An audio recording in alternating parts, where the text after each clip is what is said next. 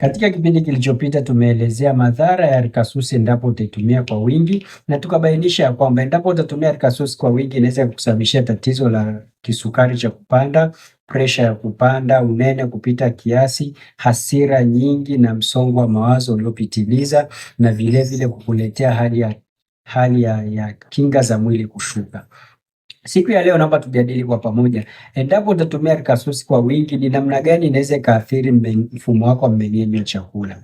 Pindi unapokunywa Rikasusi kwa wingi, mwili hufyonza ama tumbo linaposaga ile Rikasusi na kuifyonza kwenye damu, damu huchukua kiambata kilicho katika Rikasusi, glycyrrhizin, na kukisafirisha kwenye figo zako. Pindi glycyrrhizin inapokuwa nyingi kwenye damu ama mwilini, hufanya blockage kwenye enzyme itwayo 11 beta HSD2. Kazi ya hii enzyme ni kupunguza viwango vya cortisol mwilini ama kuinyima cortisol hormone kufanya kazi kwa wingi ama kushindwa kufanya kazi zake. Cortisol hormone inapokuwa nyingi kwenye damu na hii 11 beta HSD2 kushindwa kuipunguza viwango vyake, basi moja kwa moja cortisol hormone inakuwa imezidi kwenye mwili na kuathiri mfumo wako wa neva. Mfumo wako wa neva unapokuwa umeathiriwa, moja kwa moja vagus nerve inatuma ishara kwenye tumbo ili kuhisha mmeng'enyo na kuweza kuzalisha hydrochloric acid. Pindi ishara hizo zinapotumwa na vagus nerve, vilevile gastrin hormone na histamine zote zinatuma ishara kwenye tumbo kwamba pazalishwe hydrochloric acid ili mmeng'enyo wa chakula ufanyike. Moja kwa moja hili linatokana kwa sababu pindi mfumo wako wa neva unapokuwa umeathiriwa na hii cortisol, moja kwa moja unapata msongo wa ndani kwa ndani, japokuwa huna msongo, lakini mwili wako kwa ndani unakuwa umeingia kwenye stress. Ili kuondosha hiyo stress, basi vagus nerve inatuma ishara hydrochloric acid iweze kuzalishwa. Vilevile gastrin hormone na histamine zote hizi zinatuma ishara kwenye tumbo lako ili hydrochloric acid iweze kuzalishwa, na moja kwa moja parietal cell inatoa hii hydrochloric acid na kuimimina nyingi tu kwenye tumbo.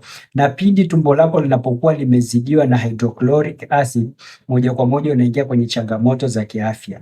Vilevile ukumbuke ya kwamba kipindi cortisol hormones zinakuwa ziko juu, zinaathiri kinga ya utumbo, zinaathiri ulinzi wa tumbo, ute ulio kwenye utumbo mucus unapungua, na vile unapokuwa umepungua huu ute, inakuwa moja kwa moja hydrochloric acid ni rahisi kukutana na tumbo, ukuta wa tumbo ukiwa hauna ulinzi, na moja kwa moja utapata michubuko ama utapata tumbo kuwaka moto, na haya yote kutokana na hydrochloric acid kuzidi, na sababu kubwa ni cortisol hormone kuweza kuzidi na kushindwa kupunguzwa na hii enzyme ya 11 beta HSD2. Pindi cortisol hormone inapokuwa iko juu, moja kwa moja hii hydrochloric acid inazalishwa ili kupunguza msongo ndani ya tumbo, kwa tafsiri ya kwamba tumboni kuna msongamano. Kuweza kutoa msongamano ni hydrochloric acid kuzidi kwenye tumbo lako, na inapozidi hydrochloric acid moja kwa moja inakuletea matatizo ya kiafya.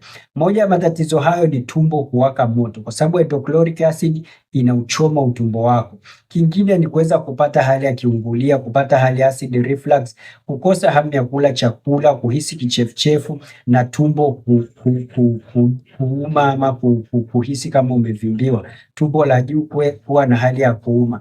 Hali hizi zote zinatokana na wewe unywaji wako wa Rikasusi kwa wingi. Tujulishe katika sehemu ya comment, pindi unapokunywa Rikasusi kwa wingi inakuletea changamoto gani ya tumbo, na kama hiyo changamoto inakutokea unachukua hatua gani? Hatua bora zaidi hizi changamoto zinapokukuta, vizuri zaidi kama mnywaji wa Rikasusi uache kuinywa mara moja. Rikasusi ni nzuri pindi utakapoitumia kwa uchache, lakini pindi utakapozidisha madhara yatakuwa ni mengi ya kiafya na itakuipatia shinikizo kubwa la kiafya ambalo litakutia gharama kubwa sana.